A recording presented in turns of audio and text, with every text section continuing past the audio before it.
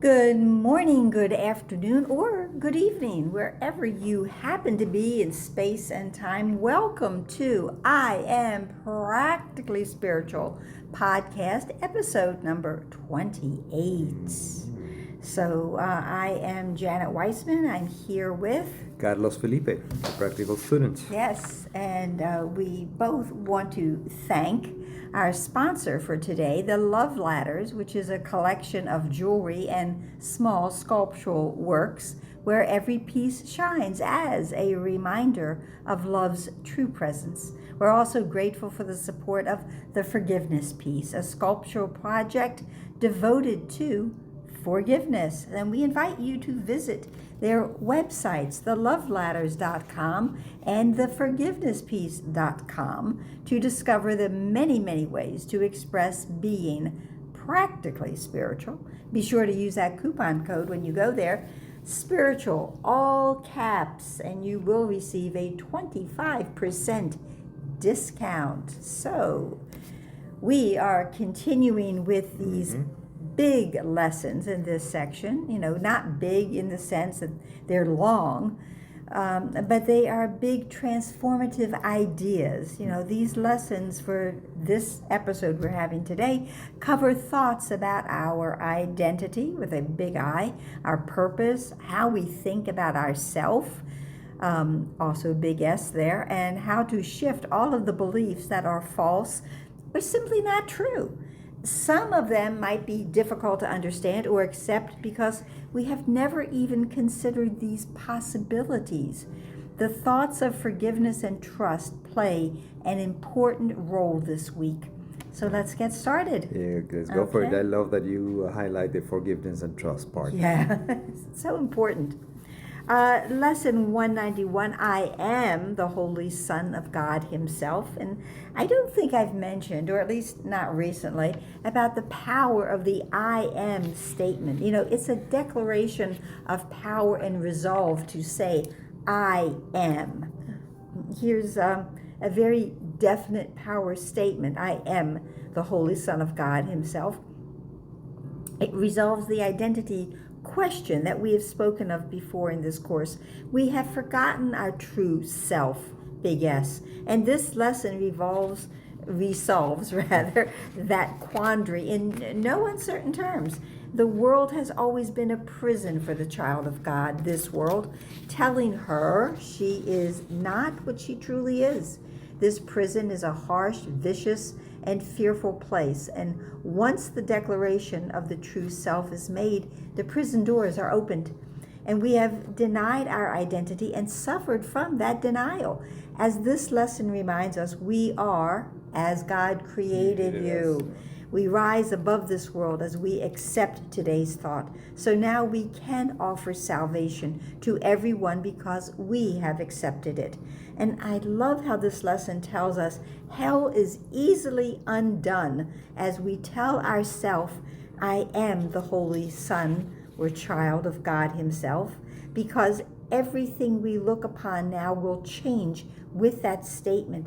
And we give the gift of forgiveness. All darkness is gone. We awaken from the deep sleep that we thought was real. As we are free from bondage, so are our brothers and sisters. Remember this, and all the world is free. Remember this, and earth and heaven are one. And I'll add again. Lesson 192, I have a function God would have me fill. In order for us to truly experience ourself as the Holy Son of God, we must see this world differently. So the pureness of our being now extends around the world so that the world is a reflection of heaven. And then God is complete because we know ourselves as we were in the moment of creation. How can this be accomplished? With forgiveness. And only with forgiveness will this be accomplished. Way back in lesson 62, we were told, forgiveness is my function as the light of the world, and it still is. Forgiveness is not a part of God or heaven because there is no need. There must be a condemnation, a judgment, or a grievance before forgiveness is required. Forgiveness makes clean the world by looking on all things not of God, and makes them disappear. And the world is now that clean slate that we so often speak of, where God's words can be inscribed. Forgiveness relieves the mind of thinking it is a body. So now the body is what it always was, a tool for teaching.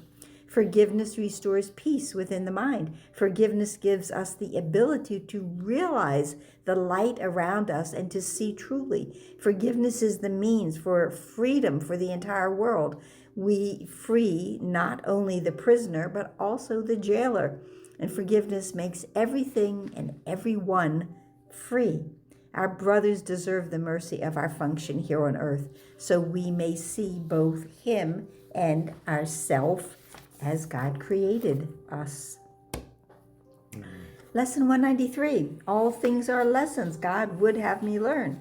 All things are equal to God. There are no differences or contradictions to our celestial Father. God's will for all his children is happiness. This is the one lesson he wants us to learn or to truly remember, because in fact we really know it. Remember, there is only one problem and one solution. Every situation we perceive is actually the same one, but given in a different form. So it looks different to us. The answer to the problem is simply, as the lesson says, forgive and you will see this differently. The problem is actually unforgiveness, which lies underneath the perception of any problem. When we use the prayer's instructions to forgive, we can see differently. We are learning that we can change all of our thoughts about all ego form-based experiences. We can see differently. God does not wish us to suffer, experience any pain, or to be troubled in any way. He wants all of our unhappiness to be gone and have laughter replace each troubled thought we have. We can give all problems to him so they will disappear.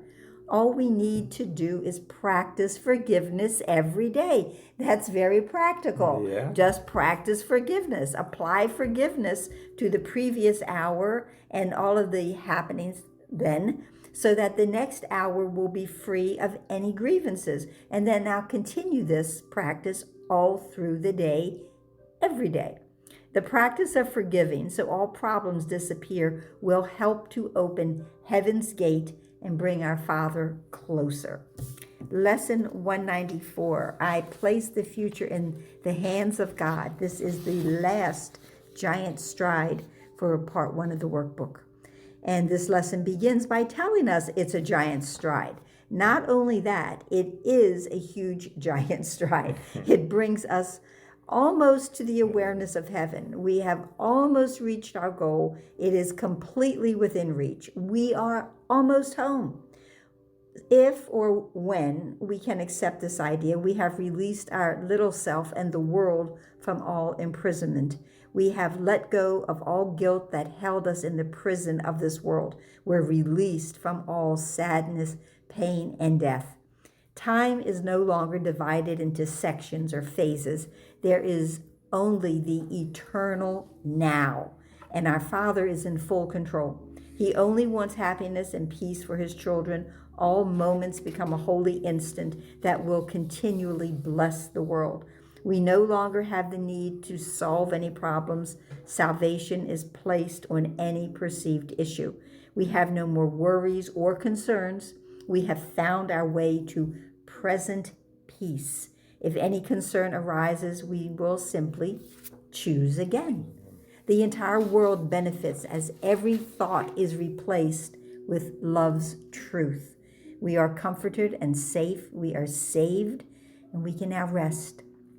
Lesson 195. Love is the way I walk in gratitude. Gratitude is not about comparisons. It is not, I'm grateful because I have more and you're suffering, right? Okay, it's not that. This is an insane view of the world, and it demeans even the meaning of gratitude. That's the viewpoint of an upside down world. In this upside down viewpoint, we look on our brother as an enemy and a rival. We compete for the small amount of happiness and everything else in this world. Love also makes no comparisons because love knows truth is inclusive. Everyone is offered and receives everything. Gratitude is always found with love. Ah, I love that. Our gratitude needs to be inclusive as well and encircle all who suffer in any way. There's a part in this lesson that's reminiscent of the poem on the Statue of Liberty that says, "Give me your tired, your poor, your huddled masses yearning to breathe free." We're doing that. We're bringing everyone who is, lonely or angry or feels abandoned in any way, we're bringing them all together. We thank our Father for knowing we are not separate from any living thing, and we give thanks to all living things because they are among God's gifts. With love and gratitude, we walk freely to God. All past blocks are lifted. Forgiveness has cleared the way for us, and our true self, big self, is revealed. The final sentence in this lesson truly explains the connectedness of love and gratitude. It says, "For love can walk no road except the way of gratitude, and thus we go who walk the way to God." It's beautiful. It is. Lesson 196, it can be but myself I crucify. Yeah, big lesson here. We have already learned that it's always ourself that we attack. We are one with everyone. So even if I believe I'm attacking you, I'm actually attacking myself. I'm not safe because I attack you. In fact, I'm more vulnerable because now I'm sure I will be attacked back in revenge. This is an endless and insane hamster wheel. Understanding this insanity is a step we take together towards freedom from the influence of the ego mind. It's a step towards salvation. It's a step towards the realization that you are not a body.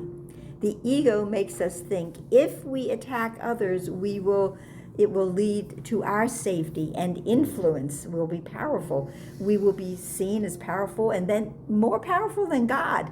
In addition to this belief, the ego wants us to see God as our enemy, the one who is determined to kill us. As long as we believe we can attack others and not have consequences, we are in a place of hopelessness. We must change that thought, or at least begin to consider the possibility it is a thought based in fear. As we begin to understand there's nothing outside that can hurt us, that's lesson 70 again, we can begin to release the fear of God that the ego would have us believe. We can begin to take responsibility for our thoughts and actions. We only hurt, crucify ourselves.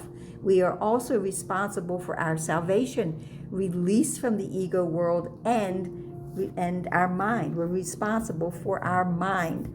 Our fear of retribution from our Father now will disappear, and we can step back from the fear and now step towards love. When we no longer fear God, which is our last obstacle to peace, and it's been removed, the path is now clear. Lesson 197, it can be but my gratitude that I earn. So if you ask what was the first step when you begin reading this lesson, the first step was in yesterday's lesson. It's the idea that it's always myself I hurt. Now the second step is learning that gratitude is not from the outside either, and it too must come from within. It's always an inside job. We do not need to be showered with praise and external gratitude for any kindness that we extend. If that's what we expect, it means our gifts are conditional, and then we believe God's gifts are also conditional. God's gifts are not loaned, they are given, and they are abundant, and they are forever. Nothing is ever taken back. The true gifts we give are ones that release the world from the illusions we have believed. What we may not realize is even without recognition, the gifts are received, acknowledged, and appreciated. Oh, and remember, we always give to ourselves, but God sees the gifts, and He is grateful to know that we are releasing illusions and returning to Him. The greatest gift we give is forgiveness. This is the gift that ends the belief in all fear. Now we are grateful to our holy self because we remember we are as God created us. We are one with our Father. We live and move and breathe in Him, as Him. We're truly grateful. Janet, indeed, these lessons are quite amazing. But one True. thing, and because of time, I just want to, one that was very impactful for me was 196. I can be, but myself I crucify. It right? can be, but myself I crucify. Yes.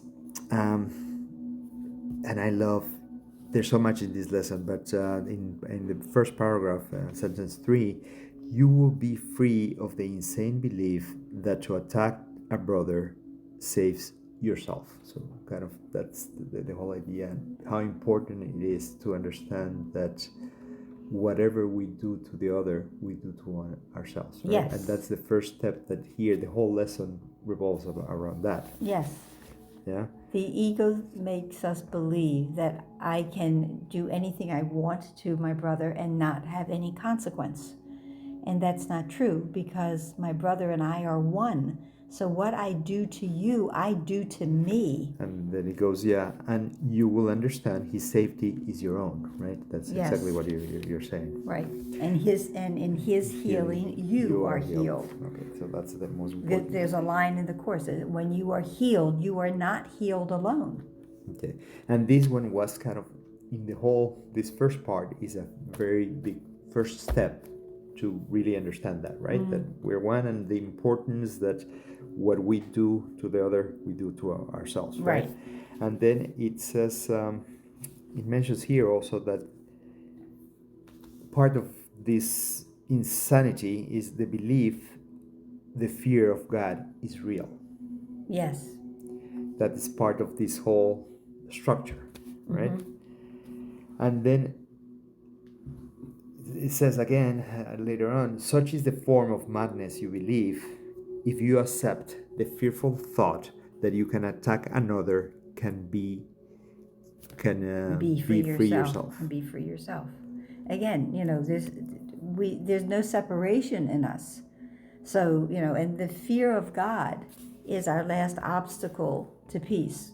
We have to eliminate that, go past this fear of God in order for us to really come home, to be willing to see that, God is this beneficent Father to us, and that we are not to be afraid of Him. The ego would have us believe that God wants to kill us. The truth is, the ego wants to kill us. Okay, and the invitation of this whole lesson is also for us to begin taking responsibility of our thoughts and all that we do to others, that we do to ourselves. So the first big step is to begin taking responsibility about what we think, what we do, and it's not that it doesn't have any consequences, right? Right. If you go into paragraph 8 here, the third sentence that says, for once you understand it is impossible that you be hurt except by your own thoughts, the fear of God must disappear. It's always what's going on inside this brain. So move. Yeah, because there's nothing outside; it's really inside. Right. Okay, so that invitation to begin looking at it and take responsibility for what we think and see in our brothers what we're doing to them, right? Right. This is always an inside job. Great. It's And just, I didn't want to finish without seeing also in 197. It can be but my gratitude I earn. Yeah, and then how easily are God and guilt confused by those who know not what their thoughts can do. So getting back the connection between, Right, and the power of our thoughts. The power of our thoughts. Yeah, and exactly. And I think that's the invitation of that, to really understand the power that we have. If we go with the ego, we believe we're weak, we are not, and then we have to take responsibility to look to our true nature. Our true nature, our true self with that big S. Yeah, that big S. These are great lessons. So right. Wow. And Now we have to practice. Yes, and we'll be finishing up and going into our final review next week. Awesome. But in the meantime, don't forget to breathe and smile. Thank you for being here, and we'll see you next time. Thank you.